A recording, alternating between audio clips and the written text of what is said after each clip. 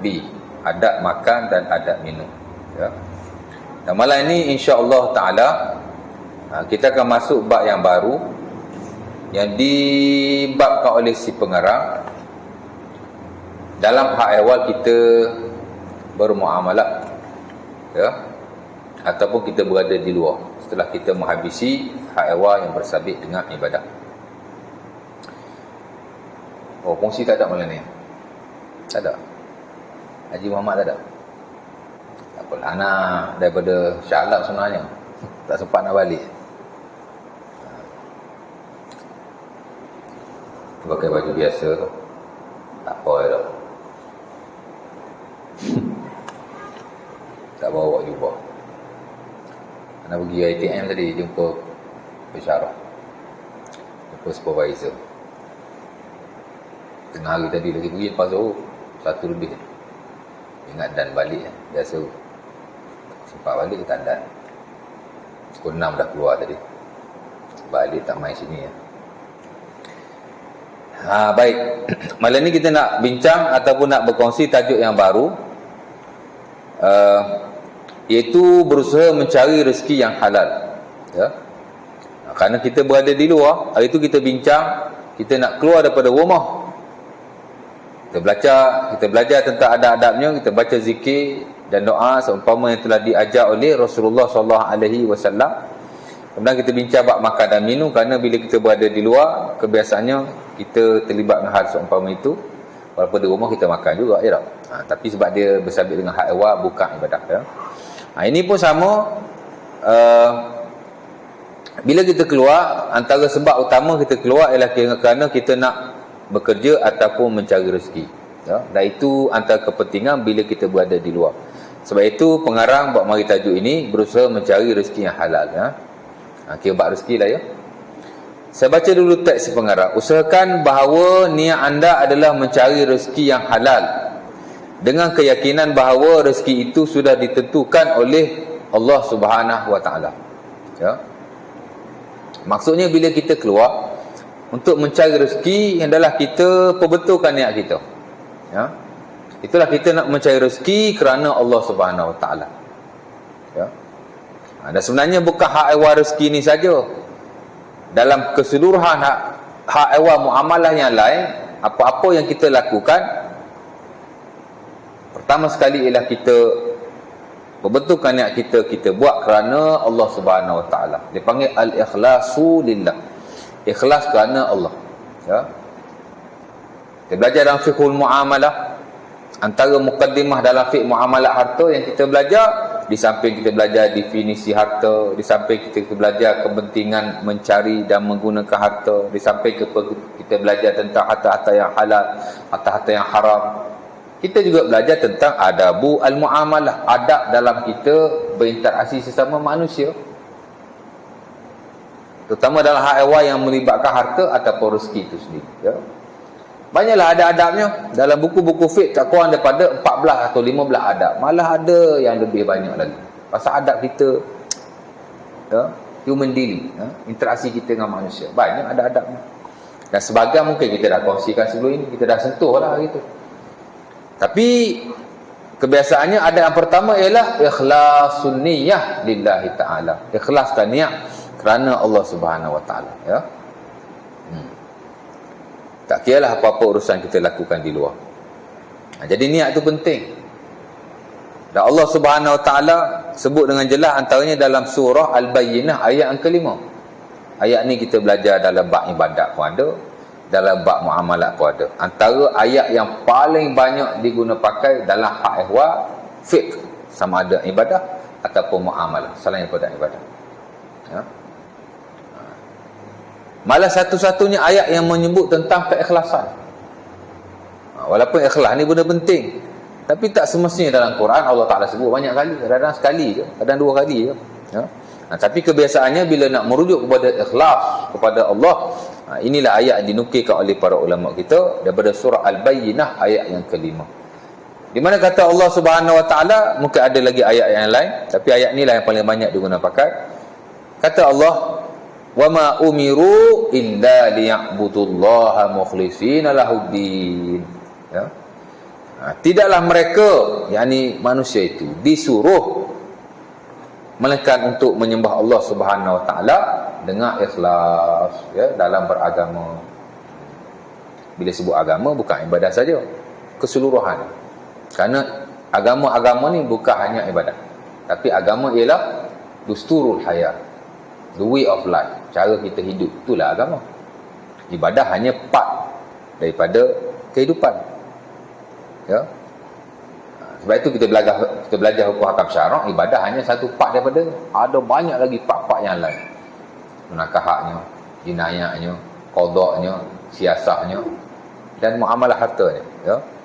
Itu ke bab yang besar-besar lah. Tapi kalau bab yang kecil-kecil banyak lagi. Kerana kehidupan manusia ni, ya, banyak perkara yang bersabit dengan. Dan Islam selaku agama yang berteraskan kepada wahyu Allah Subhanahu Wa Taala, sama ada Quran ataupun hadis-hadis Nabi SAW, nak atur dan nak buat, orang kata apa, nak atur kepada kita, ataupun nak buatlah peraturan-peraturan supaya kehidupan manusia lebih tersusun, ya. Untuk kemudahan dan kemaslahatan kita, bukan untuk Allah, ya. Jadi ikhlaskan niat, tu nombor satu sekali, ya. Dan dikata dengan keyakinan bahawa rezeki itu sudah ditentukan oleh Allah Subhanahu Wa Taala. Sebab itu bila kita bincang bab rezeki, dia ada dua part. Part yang pertama ialah tentang ketetapan rezeki oleh Allah Subhanahu Wa Taala. Yang kedua, barulah rezeki dicari dan digunakan oleh kita. Dia ada dua, kan. Bila kita bincang bab rezeki ni, nombor satu sekali, of course lah, Allah Ta'ala suruh cari rezeki yang halal, ya. Guna rezeki yang halal. Apa-apa yang melibatkan rezeki mesti halal dan tidak bercanggah dengan syarak, ya. Hatta dalam konteks makan minum yang saya belajar dan kita kongsikan dulu pun, yang saya ajar dulu dan kita kongsikan pun, sama, ayat yang sama. Itulah surah Al-Baqarah ayat 168. Kata Allah, ya ayuhan nas kulu mimma fil ardi halalan tayyiba wa la tattabi'u khutuwati syaitan innahu lakum aduwwum mubin. Saya dah baca itu dulu, kan. Allah kata, wahai manusia, ya ayuhan nas kulu mimma fil ardi, makanlah daripada apa yang ada di atas muka bumi, halalan tayyiba, halal lagi baik. Walaupun Allah Ta'ala sebut dalam ayat ni makan, mesti makan benda yang halal lagi baik. Habis tu makan sajalah, ya. Minum tak payah, halal. Pakai tak payah yang halal, pakai baju yang tidak halal tak apa, ya. Ataupun duduk di tempat yang tidak halal, boleh lah. Allah Ta'ala sebut makan saja, tak, ya.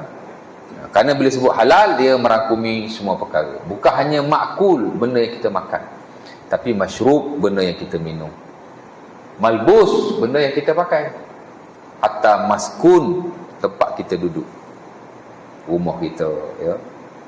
Dan markub juga, benda yang kita tunggang, mesti diperolehi daripada jalan yang halal, ya. Harta yang diperolehi daripada jalan yang halal, halal.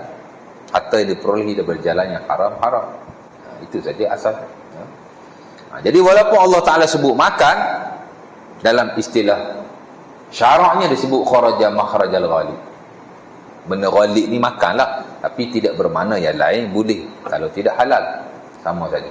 Kerana bila sebut halal, dia bukan hanya merangkumi al-makulat, benda yang dimakan seumpama dinaskan oleh Allah Subhanahu Wa Taala, tapi merangkumi hal-hal yang lain. Apa yang kita minum, apa yang kita pakai, apa yang kita guna, apa yang kita duduk, apa yang kita tunggang di atas, ya.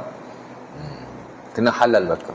Dan kebiasaannya konsep halal dia merujuk kepada harta yang kita miliki, yang kita dapatinya dan juga kita gunakan, ya. Tapi nak cerita first part tadi, dia mesti kita bincang tentang rezeki, di mana rezeki telah ditentukan oleh Allah Subhanahu Wa Taala. Itu the first part. Kebiasaannya kita bincang dalam bab akidah lah, ya. Dalam bab qada dan qadar, telah ditentukan oleh Allah Subhanahu Wa Taala.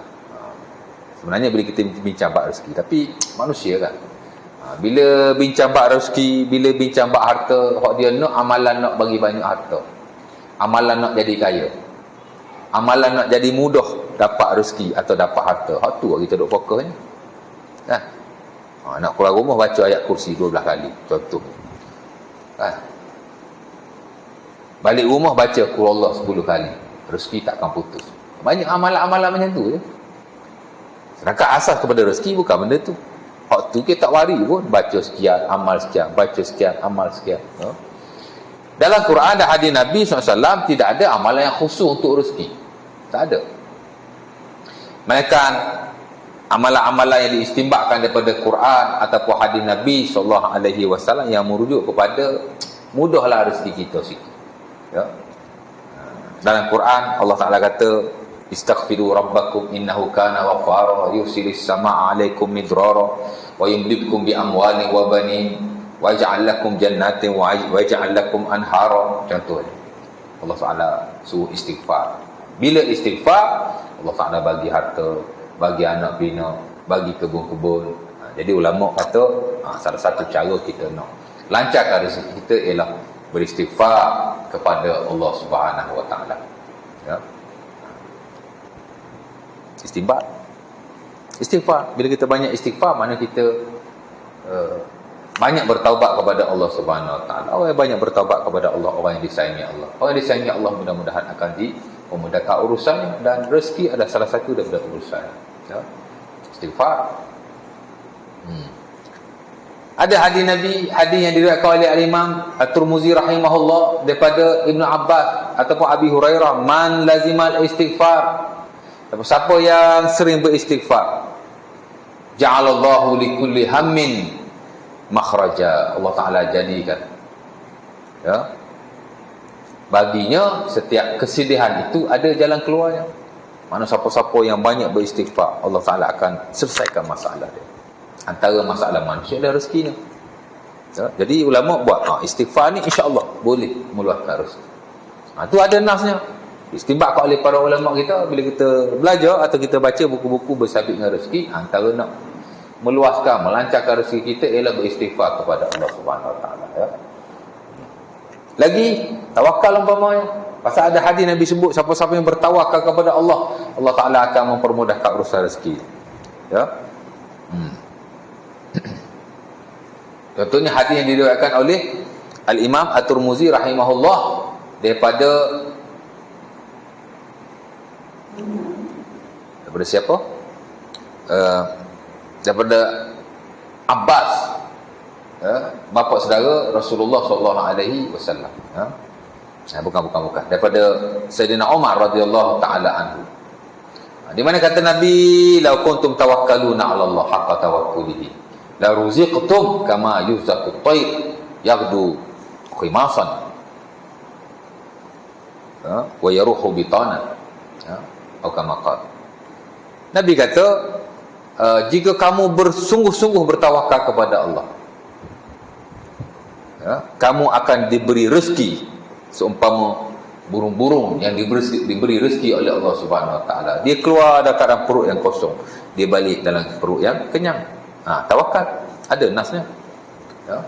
Bila kait dengan rezeki in spesifik lah. Ya.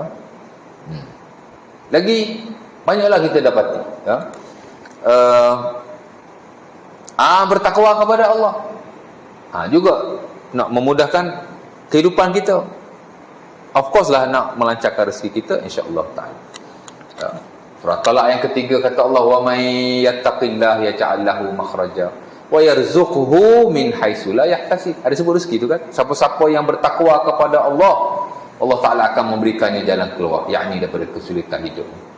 Dan Allah Taala akan memberi rezeki kepadanya secara dia tidak menyangka-nyangkanya. Rezeki ada sebut tu kan. Takwa, Allah Taala relate dengan rezeki. Ya. Jadi siapa-siapa yang bertakwa kepada Allah, Allah Taala akan memudahkan rezeki.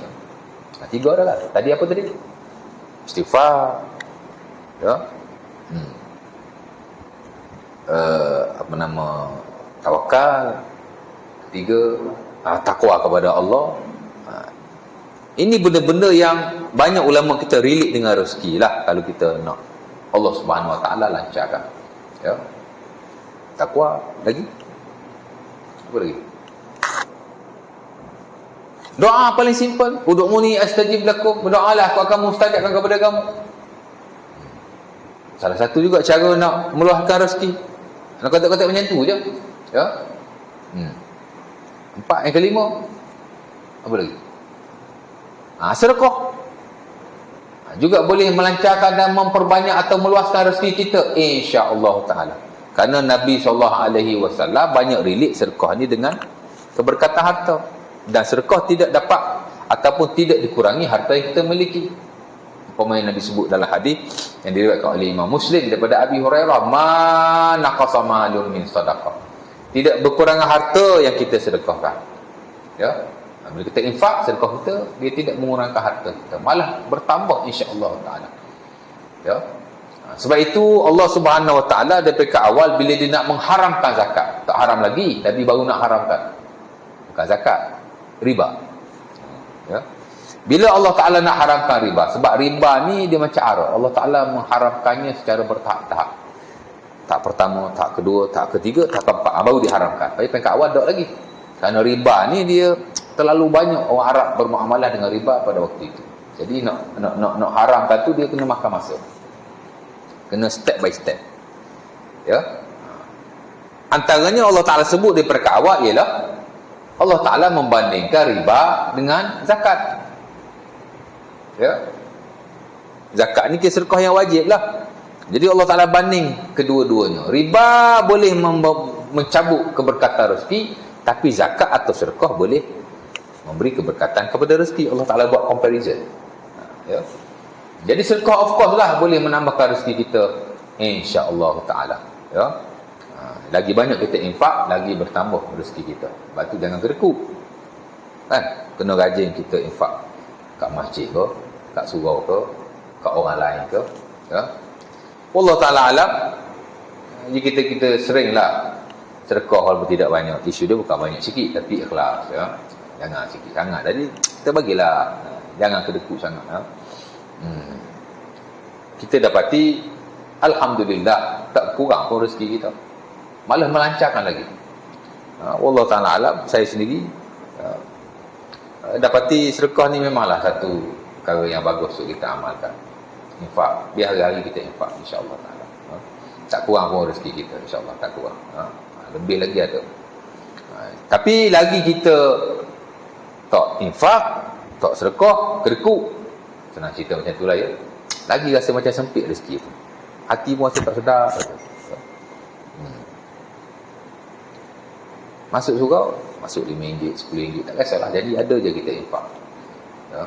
Jadi sedekah lah ulama khairkan. Sedekah ni boleh menambahkan rezeki kita kepada Allah. Berapa dah tu? Berapa dah dia? 5. Mungkinlah ada lagi nas-nas lain yang boleh dikaitkan dengan rezeki. Bahkan secara umumnya ibadah tu sendiri dikaitkan rezeki, kerana Allah Subhanahu Wa Taala bila dia sebut ibadah, dia sebut rezeki. Dan surah Az-Zariyat ayat 56 kata Allah, "Wa ma khalaqtul jinna wal insa illa liya'budun. Ma uridu minhum min rizqin wa ma uridu an yut'imun." Sama Syekh.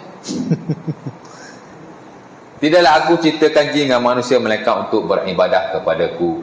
Aku tidak meminta rezeki daripada manusia, dan aku tidak meminta mereka memberi rezeki atau memberi aku makan, kata Allah. Walakinnallaha huwar-razzaqu dzul quwwatil matin. Betul Syekh nak baca ayat tu Syekh. Tapi Allah Taala kata Allah lah. Walakinnallaha huwar-razzaqu dzul quwwatil matin. Walakinnallaha, betul Syekh? Tengok balik Syekh ayat tu. Akan tetapi, walakinnallaha, akan tetapi Allah lah, huwa, dia. Huwa tu rujuk kepada Allah lah. Ya.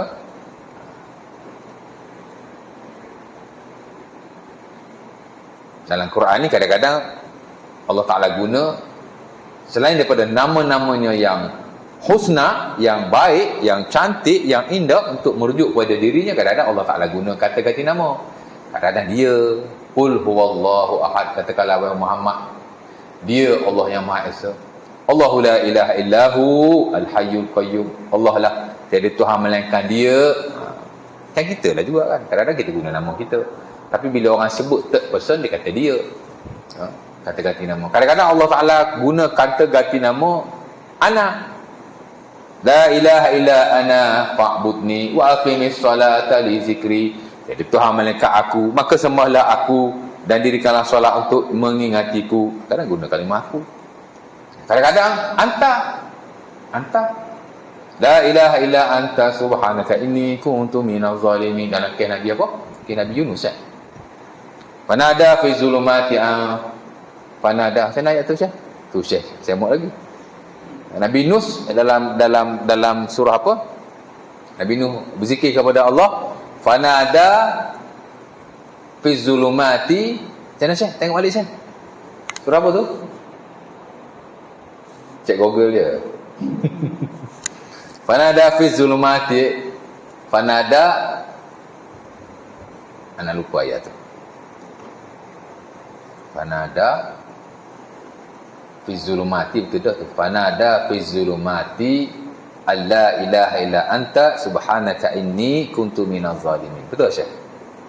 Syekh? Tak jumpa? Google dah lost. Tapi nak cerita Nabi Yunus alaihi salam, Allah Taala sebut dalam Quran, Allah Taala guna perkataan itu. Di mana Nabi Yunus alaihi salam berkata, fanada fi zulumati, dia menyebut nama Allah dalam kegelapan, yakni dalam perut ikan tu. Alla ilaha illa anta, tiada Tuhan melainkan engkau. Subhanaka inni kuntu minaz zalimin. Maha suci engkau, akulah salah seorang daripada orang-orang yang melakukan kezaliman. Kadang guna anta. Itu kata ganti nama diri. Itu bukan nama Allah. Itu kata ganti nama diri. Huwa, ana, anta. Ya. Tapi ada orang guna kata ganti nama diri sebagai nama Allah. Hu. Tak tahulah. Itu kata ganti nama diri. Ya. Tidak ada husna pada nama-nama itu. Huwa, apa husnanya? Dia. Tak ada husna di situ. Tapi kalau Ar-Rahman, Maha merahmati, husna. Ar-Rahim. Tapi kalau huwa, ana, anta, tak ada husna. Itu semata-mata kata ganti nama diri. Tidak ada apa-apa keistimewaan. Sebab itu dalam hak awak ibadah ni kena balik kepada amalan Rasulullah SAW. Nabi tak pernah menggunakan kalimah-kalimah itu untuk mensuci atau berzikir kepada Allah. Balik pada yang tadi, huwa kan. Walakinnallaha huwar razzaqu dzul quwwatil matin. Allah Taala kata, aku cipta kamu untuk beribadah kepadaku. Aku tak minta rezeki kamu. Aku pun tak minta mu bagi aku makan. Aku yang memberi rezeki kepada kamu. Dan akulah yang maha kuat lagi maha berkuasa. Allah Taala kait ibadah dengan rezeki. Sebab itu ada hadis dinukilkan oleh para ulama kita, antara Al-Imam Ibn Katsir, ya, dalam tafsirnya yang menunjukkan bahawa Allah Taala kata, beribadah kepadaku, aku akan atur rezeki. Ya. Tapi bukan makna semayang tapi tak bekerja, bukan makna itu. Sebab itu Al-Imam Ahmad rahimahullah, pada zaman dia orang tak nak pergi kerja, duduk semayang kat masjid. Anak bini tak bagi rezeki. Orang mau tanya dia, ya Aba Abdillah, wahai Abu Abdillah, wajadtu qauman ya'takifuna fil masjid la ya'malun. Aku lihat ada orang ni duduk di masjid, satu golongan ni dia tak kerja. Apa kata Imam Ahmad rahimahullah? Haula'i mubtadi'ah araduna ayyu'tilu ad-dunya. Kata Imam Ahmad, mereka itu adalah ahli-ahli bid'ah. Mereka semua mahu menghancurkan atau membantukkan dunia. Dunia mesti berjalan, manusia mesti bekerja. Rezeki kalau tak kerja, macam mana dia datang? Memanglah Allah Ta'ala telah tentukan rezekinya. Itu yang first concept. Ini hak second ni kita lah kena usaha menerusi hal-hal seumpama itu. Dan kalau kita belajar lagi dalam Quran dan hadis Nabi, mungkin banyak lagi benda-benda yang bagus-bagus yang Allah Ta'ala kaitkan dengan rezeki. Macam tadi, istighfar, tawakal, takwa pada Allah, doa, sedekah, ibadah. 6 dah tu. Ya. Dan mungkin ada lagi hal yang lain. Itu saja. Itu pun di samping kita kena berusaha. Rezeki ni berusaha saja. Siapa-siapa yang berusaha dia akan dapat. Karena Allah Subhanahu Wa Taala sebut, wa ma min dabbatin fil ardi 'ala Allahi rizquha. Tidak adalah sesuatu makhluk pun di atas muka bumi melainkan Allah Taala telah menentukan rezekinya. Rezeki kita dah ada tapi kena cari. Ya. Fa idza qudiyatis salat fantashiru fil ardi wabtagu min fadlillah. Surah Al-Jumu'ah ayat 9. Kata Allah, bila kamu telah tunaikan solat Jumaat, ya, maka bertebaranlah di atas muka bumi dan carilah kelebihan-kelebihan Allah. Kata ahli tafsir kita, kelebihan-kelebihan Allah antaranya adalah rezeki. Pasal manusia memang perlu kepada rezeki. Ya. Nampak? Jadi tidak ada amalan khusus sebenarnya, tidak ada. Usaha, lepas tu tapak ngok tadi lah, ada dalam Quran, ada dalam hadis Nabi. Ya. Kalau tak berusaha, macam mana dapat rezeki? Ya. Orang bukan Islam tak ada amal apa-apa, usaha saja dapat rezeki. Sementara kalau kita nak kaitkan rezeki ni dengan keduniaan lah, walaupun konsep rezeki dalam Islam lebih luas daripada itu. Rezeki ni ada dua. Satu dipanggil rezeki yang mahsus, hissi, duit, ya, harta. Dan tadilah apa yang kita pakai, apa yang kita tunggak, apa yang kita duduk, harta-harta dunia kan. Itu dipanggil rezeki-rezeki yang mahsus, yang boleh kita lihat dengan mata kasar kita, boleh kita sentuh dengan tangan kita, boleh kita menikmatinya. Ya. Satu lagi dia panggil rezeki yang ma'nawi. Ni yang kadang-kadang kita miss banyak ni. Rezeki-rezeki yang tidak seumpama material seperti itu. Ketenangan jiwa, rezeki itu. Ha. Ya. Boleh ada orang banyak harta-harta yang mahsus ataupun rezeki-rezeki yang hissi seumpama itu, tapi rezeki-rezeki yang maknawi tak dapat. Kerana rezeki-rezeki yang seumpama itu kadang-kadang dia tak boleh diperolehi dengan keduniaan semata-mata. Ya. Ketenangan jiwa, ya. Keimanan, itu juga rezeki tu. Kan? Orang bukan Islam, bila dia masuk Islam, dia dapat rezeki yang besar daripada Allah Subhanahu Wa Taala. Bahkan tidak ada rezeki yang lebih berharga yang Allah Ta'ala beri kepada hamba-Nya melainkan keimanan. Rezeki itu. Betul tak? Lagi, banyaklah. Kelapangan masa itu rezeki. Sebab itu Nabi SAW sebut dalam hadis Muslim daripada Ibn Abbas, ni'matan maghbunun fihi ma katsirun minan nas, as-sihhatu wal faragh. Ada dua nikmat. Rezeki lah. Rezeki ni juga merujuk pada nikmat. Benda yang kita boleh menikmatinya. Rezeki lah tu. Ada dua rezeki, kata Ibn Abbas. Kata Nabi SAW. Mesti riwayat Ibn Abbas. Dasar Muslim. Ada dua nikmat. Dua rezeki yang manusia lalai akan dia. Pertama, as-sihat. Kesihatan. Betul tak? Maknawi tu. Rezeki maknawi sihat. Ya? Ada orang banyak harta dunianya yang mahsus, hissi, tapi maknawi kesihatan dia tak dapat. Maka kesihatanlah antara nikmat rezeki yang besar, tapi manusia lalai akan dia. Kata Nabi SAW, satu as-sihat, sihat. Sebab tu Nabi banyak minta sihat. Allahumma inni as'aluka al-afiyah di dunia wal akhirah. Ya. Wahai Tuhan, beri aku keafiatan di dunia dan di akhirat. Afiat ni mana sihat. Ya. Dan sebaik-baik kita minta kesihatan pada waktu yang mustajab. Sebab itu dalam hadis Tirmizi, bila Nabi kata al-azan la yuraddu bainal azan. Bila Nabi kata dalam hadis Tirmizi daripada Anas bin Malik, bila Nabi kata ad-du'a la yuraddu bainal azan wal iqamah. Doa tidak ditolak antara azan dan iqamah. Sahabat pun tanya, apa yang kami nak minta wahai Rasulullah sallallahu al-afiyah fi dunya wal akhirah.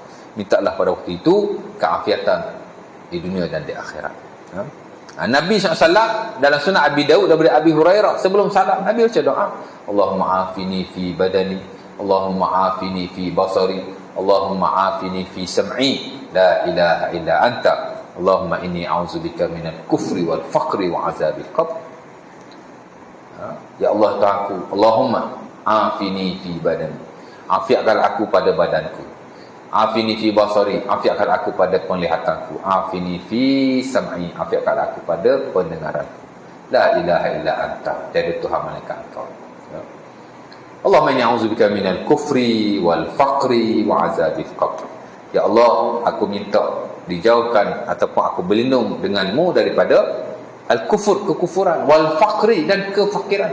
Saksi juga fakir. Ya. Jadi dua-dua kita nak rezeki atau nikmat yang zahir, yang material, tapi hak maknawi yang tidak mahsus semua kita nak juga. Sihat, tapi Nabi minta sihat dulu, baru minta tak fakir harta. Dua-dua penting, tapi kadang-kadang maknawi ni lebih penting. Ya. Nampak? Tiada Tuhan melekat kau. Ya. Nabi minta sihat tu. Ada juga riwayat Nabi baca doa itu ketika sembahyang subuh. Tapi before salam lah, kerana waktu itu waktu yang mustajab. Jadi Nabi doa kepada Allah afiat pada waktu-waktu yang mustajab. Ya. Walaupun kita boleh minta pada Allah bila-bila masa, anytime, anyway. Tapi adalah waktu-waktu yang very spesifik, kerana ia waktu yang mustajab. Kerana benda ni benda penting. Hatta Abu Bakar As-Siddiq, bila dia naik menjadi khalifah, seumpama diriwayatkan dalam Musnad Ahmad, apa antara khutbah terawalnya? Dia kata, ya ayuhan nas, salullah al-afiyah, fa innahu la yu'ta 'abdun afdal syai' ba'dal iman illa al-mu'afat. Wahai manusia, mintalah daripada Allah keafiatan, kerana tidak ada perkara yang lebih afdal selepas iman melainkan keafiatan. Itu kata Abu Bakar As-Siddiq dalam satu khutbah. Sebab itu Nabi kata ada dua nikmat manusia lupa. Pertama, kesihatan. Ya. Saya setiap kali sembahyang, tuan-tuan, Allahumma inni as'aluka al-afiyah fid dunya wal akhirah. Nombor saya baca sama ada ketika sujud ataupun sebelum salat. Ya. InsyaAllah meminta afiat dunia akhirat. Satu doa yang bagus. Ya. Dan satu lagi kata Nabi, al-faragh, free time, leisure time, waktu yang kosong. Kita ada banyak waktu kosong, kadang-kadang kita isi dengan benda-benda yang tidak bermanfaat. Ya. Tapi tak apalah ya, as long as kita tidak isi dengan benda-benda yang haram. Masa kita ni banyak sebenarnya. Ana secara peribadi pun, walaupun minta maaf cakap, Ana pun busy sebenarnya. Busy. Ana satu hari tu. Ya. Dari Ana hari-hari pagi pergi sekolah. Mengajar kan. Sekolah rendah. Balik. Ana balik lewat. Ana tak ada pukul 1:30. Cuk balik tak ada. Pukul 3 biasa Ana balik. Semayang di sekolah. Ya. Biasanya Ana semayang di depan surau. Tapi semenjak PKP ni, surau asyik tutup buka. Ana biasa semayang di sekolah. Ya. Kalau dah buka pun, tapi manajemen surau ni biasalah tuan-tuan. Ya. Surau tu pun terpencil sikit. Jadi Ana semayang di sekolah. After semayang pukul 3 Ana balik. Kadang-kadang dekat-dekat nak asar, pergi semayang asar. Lepas asar tu, waktu Ana nak study kuliah tu, kan? Balik semayang asar, study sikit. Lepas tu Ana tidurlah sekejap. Jadi Ana daripada dulu, Ana ingat last 10 years, memang waktu tidur Ana after asar. Sorry lah nak cakap macam mana. Dah waktu tu je Ana boleh tidur. Tu bila orang kata tidur selepas asar boleh membawa kepada gila tu, siap kata ada hadis Nabi lagi. Ada. Kalau ada pun hadis tidak sahih. Tak gila pun. Ana dah 10 tahun tidur after asar tak gila-gila sampai bila. Mungkinlah kalau ada dapatan-dapatan, research, kajian-kajian daripada perubatan, jika terbukti, ya, kita boleh akuinya. Tapi kalau nak rujuk agama melarang tidur after asar kerana menyebabkan gila atau sebagainya, saya rasa tidak ada hadis. Kalau ada hadis pun dia tidak sahih. Tak ada apa masalah. Mungkin ada yang memakruhkan. Mungkinlah. Tapi setahu saya tidak ada hadis yang sahih dalam hal itu. Tak ada masalah.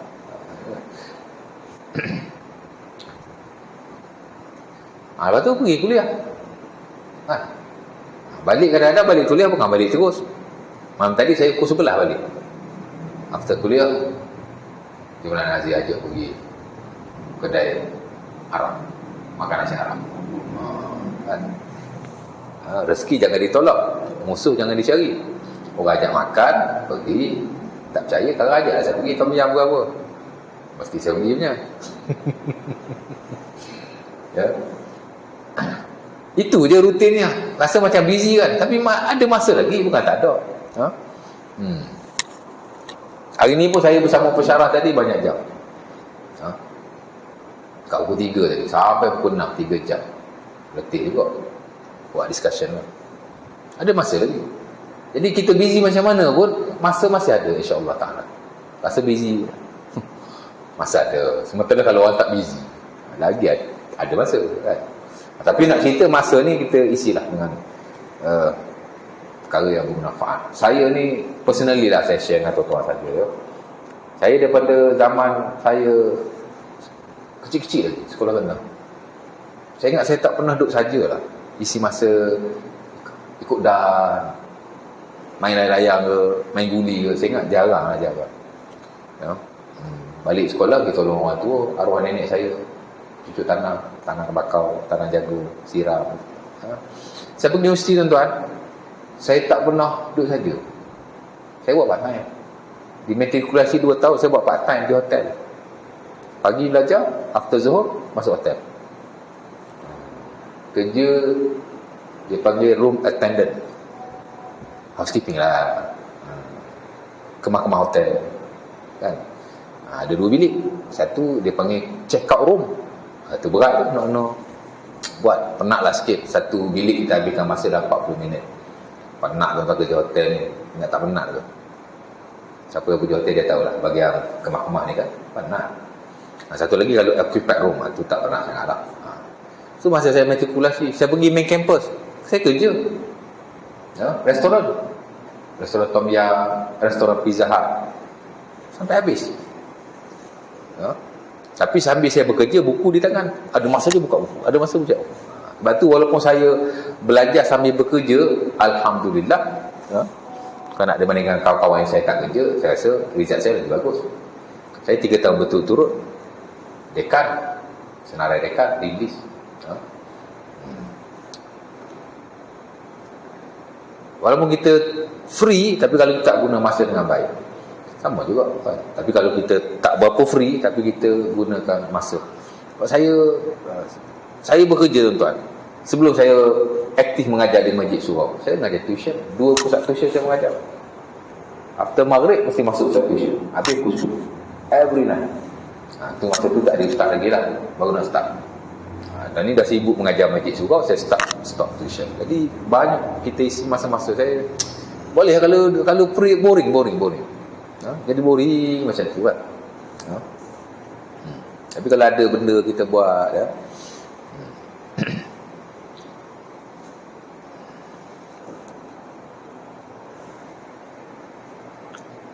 Baik. Jadi itulah ya, nak cerita bab rezeki ni dia very simple. Pertama sekali kita kena tahu rezeki telah ditentukan oleh Allah Subhanahu Wa Taala. Ayatnya surah Hud yang saya baca tadi.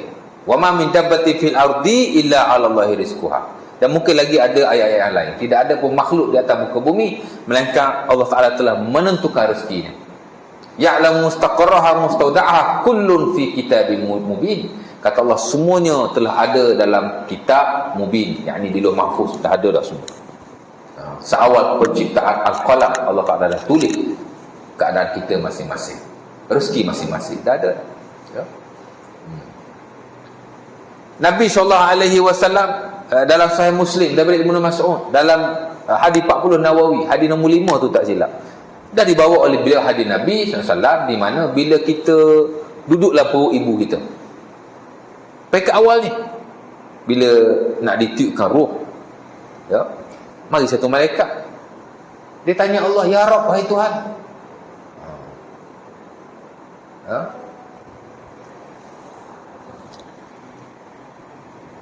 azakaruna umsa, ni lelaki ke perempuan ni? Sebab tu kalau nak gugur, dia tak boleh selepas ditiupkan roh, after 120 hari, if not before that. Tapi alhamdulillah lah, hari ni teknologi dia boleh check lah anak tu membahayakan kepada mak ke, cacat ke apa gitu gini kan. Adalah fatwa-fatwa semasa. Tapi apa-apa hal dia kena before 120 hari sebelum roh ditiupkan. Bila roh dah ditiupkan, benda tu dah hidup. Jadi nak cerita bila Allah Ta'ala nak tentukan seseorang itu, Allah Ta'ala hantar malaikat. Apa dia buat? Dia tanya Allah, ya Rabb, wahai Tuhan, azakarun al-unsa, ini lelaki ke perempuan? Malaikat tanya Allah tu. Asyakir am sa'id, dia ni ahli syurga ke ahli neraka? Kita ni ahli syurga ke ahli neraka dah dalam perut mak kita lagi. Famar rizku, apa rezekinya? Tanya dah tu, malaikat dah tanya dalam perut dah tu. Famar rizku, apa rezekinya? Berapa banyak rezeki dia ni? Wa mal ajal, berapa banyak umur dia? Bila dia mati? Malaikat tanya Allah Subhanahu Wa Taala. Fayaktubu wa huwa fi batni ummi. Allah Taala wahyukan kepada malaikat itu, malaikat pun tulis apa yang ditanya Allah Taala tadi ketika kita berada dalam perut ibu kita. Sebab tu apa yang berlaku pada kita telah ditentukan oleh Allah Subhanahu Wa Taala. Salah satunya of course lah rezeki ya. Dan banyak lagi hadiah-hadiah yang lain. Nabi sebut hadis Ahmad daripada Ibn Abbas, Nabi kata semua rezeki telah ditentukan oleh Allah Subhanahu Wa Taala. Bahkan tidak mati seseorang itu melainkan setelah dia menghabisi rezekinya. Lagi kita hidup, ada rezeki kita. Kata Nabi, inna Jibril qad nafasa fi raw'i, Jibril telah memberi wahyu kepadaku, lan tamuta nafsun hatta tastawfiya rizqaha, tidak mati seseorang itu melainkan dia telah menghabiskan rezeki. Selagi kita hidup, lagi itulah ada rezeki kita. Kalau kita tak ada rezeki, matilah kita. Jadi nak cerita, waktu kita kena pegang dulu, rezeki telah ditentukan Allah. Ini dalil-dalilnya Quran, ini dalil-dalilnya hadis. Kemudian apa pun kita buat, usaha. Adalah ayat Qurannya, adalah hadis Nabi-nya. Ada dan that, baru kita tambah dengan istighfar kita, dengan doa kita, dengan tawakal kita, dengan ibadah kita, dengan sedekah kita, dan hal lain yang dianjurkan oleh syarak. Itu saja. Dan of course lah yang paling penting, kita tidak terlibat dengan benda-benda yang dilarang atau diharamkan oleh Allah Subhanahu Wa Taala. Sebab akhir zaman ni tuan-tuan, Nabi dah sebut dah. Yati ala nasi zamanun la yubalil mar'u min aina akhadha malahu aminal halali atau minal haram. Hadis diriwayatkan oleh Abi Daud daripada Abi Hurairah, di mana kata Nabi, akan datang satu zaman manusia tidak akan risau lagi rezeki yang dia dapati, sama ada daripada jalan yang halal, sama ada jalan yang haram. Jadi mudah-mudahan kita tak termasuk dalam golongan itu. Biarlah kita miskin pun tak apa, biarlah kita tidak kaya pun tak apa. Dari sudut harta dunia hak tadi lah, hak maksus tadi, hak maknawi kita nak lah, sehat, lapar, tenang, itu memang kita nak betul hak tu. Tapi hak luaran, hak material, hak duniawi, kita berusaha untuk dapatkannya sebab kita memang nak hidup dengan baik. Tapi biar dengan jalan yang halal. Kaya bagus, tapi pastikan kekayaan kita hasilkan daripada sumber yang betul-betul halal, walaupun sedikit. Tapi nak cerita bab halal ni dan dunia hari ni, pasal apa kita mudah terlibat benda yang haram? Pertama, of course lah, kerana kita tak ambil kisah sangat. Sebab tu kita kata, bila kita terlibat dengan urusan hak ehwal kewangan, cari yang Islam. Itu kita sebut, supaya kita bebas daripada riba, bebas daripada judi, bebas daripada gharar dan hal dilarang oleh Allah Subhanahu Wa Taala. Nak buka akaun simpanan, buka Islam. Kadang-kadang kita hak lain tu okey dah. Mau bab-bab yang melibatkan perbankan, kerana kita hari ni ada dua sistem. Satu sistem kapitalis yang very conventional, tak kisah benda-benda seumpama itu. Tuan-tuan pergi simpan duit bukan dalam perbankan Islam, duit tuan-tuan nanti dia bagi pinjam kat sana, Pak judi sana, Pak Arab sana. Duit kita sampai ke tempat-tempat yang haram. Tapi kalau kita simpan di akaun yang Islami, duit kita dijaga, dia tak sampai ke tempat-tempat yang bercanggah dengan syarak. Dia akan, dana itu akan dijaga lah. Dan begitulah hal yang lain. Ambil insurans, ambil Islam, kita ambil yang tak Islami, duit kita akan dilabur di mana-mana. Kita tak judi, tapi duit kita sampai ke pusat judi. Kita tak beli haram, tapi duit kita sampai ke pusat haram. Mungkinlah isu-isu teknikal, ada banyaklah perbahasannya, tapi yang penting dana tu dijaga rapi, dia tak pergi ke tempat-tempat yang haram. Itu yang paling penting sekali yang saya ingat. Jadi kita kena jaga juga tu. Takut-takut kita hari-hari semayang bagus dah, tapi kerana kita tak ambil berat tentang harta, di mana kita simpan, di mana kita gunakan, di mana kita laburkan, dia termasuklah dalam konteks-konteks sempurna itu. Jadi kita nak kena ingat, insya-Allah taala ya. Hari ni memang kalau kita tak ambil berat, itulah. Macam Nabi kata lah, yati ala nasi zamanun, Nabi kata akan datang suatu zaman semua orang akan terlibat dengan riba. Kalau dia tak terlibat pun, dia tak akan terkena debu-debu riba. Tapi kalau kita belajar, kita reti, kita jaga sebaik mungkin, kita tak terlibat, insya-Allah taala ya. Kalau jenis terlibat ni pasal tak reti, ataupun dia reti tapi dia tak berapa ambil kisah. Jadi ibadah kita, selain ibadah kita, walaupun tidak banyak, mudah-mudahan ia diterima oleh Allah Subhanahu Wa Taala ya.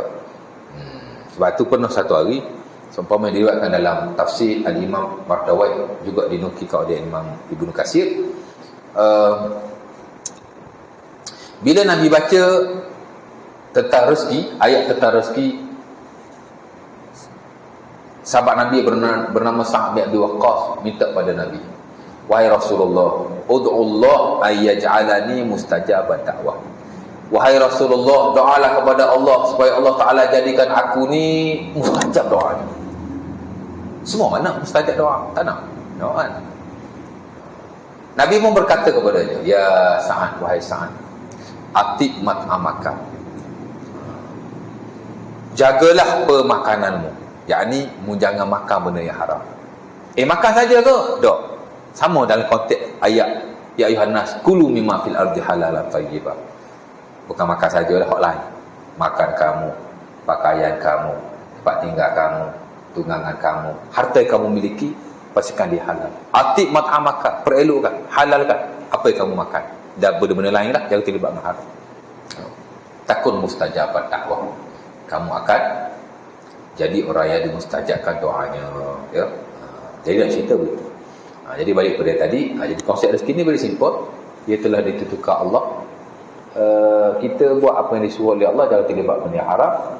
Dan yang ketiga, kita topaklah dengan apa-apa anjuran dalam syarak untuk nak melancarkan rezeki kita. Itu saja, ya. Very simple, ya.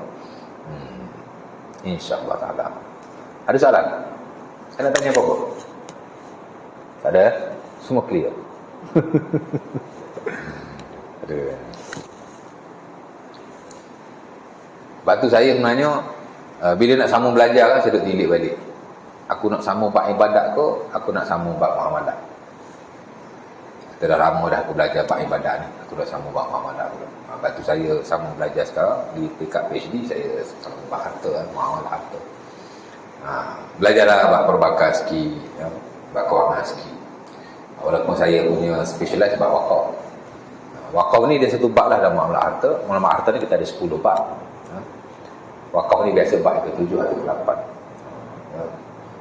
Sebab kita lihat al-ubudiyah, peribadatan kepada Allah, bukan hanya ibadah-ibadah sembahyang, puasa, tapi juga segala kegiatan atau aktiviti kita selain ibadat, terutama yang melibatkan rezeki ni, harta ni lah, cara rezeki, ya, duit kita. Dan saya lihat banyak kekurangan kita dah faham seumpama ni, ya. Faraid tak diuruskan dengan betul, baik. Pinjam duit orang tak bayar, ya. Tu hak kita secara personal tu tak terlibat lagi dengan, ya. Saya duduk tu depan arah non-muslim. Kita ada banyak kedai-kedai yang bukan Islam ni kan.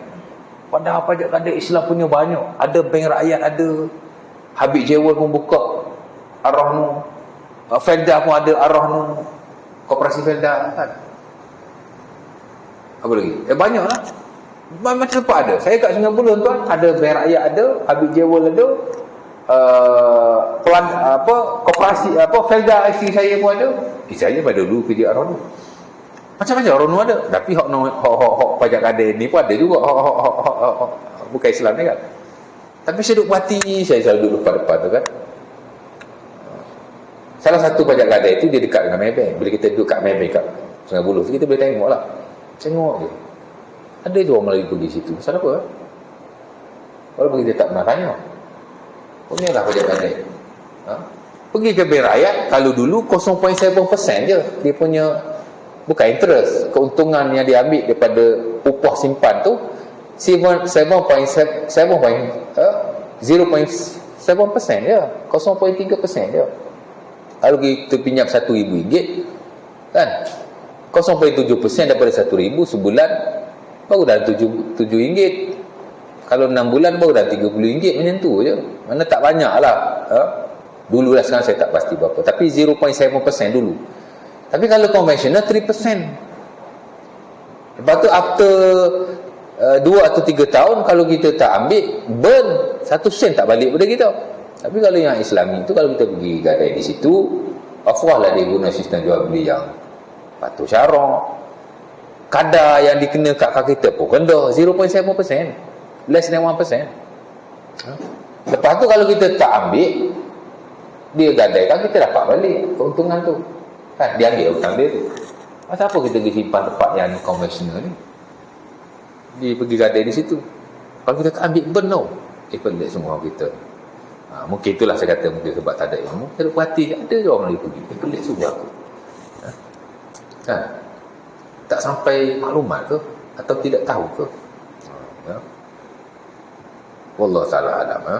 Jadi kita nak kena hati-hati lah, jangan kita terjerumus dalam kegiatan-kegiatan aktiviti muamalah seumpama itu, kerana dia juga berdosa sebenarnya, ya. Itu yang jadi rezeki kita tidak berkah, ya. Kita tak sialah. Kita orang nombor satu nak berkah. Of course lah rezeki kita, insya-Allah taala.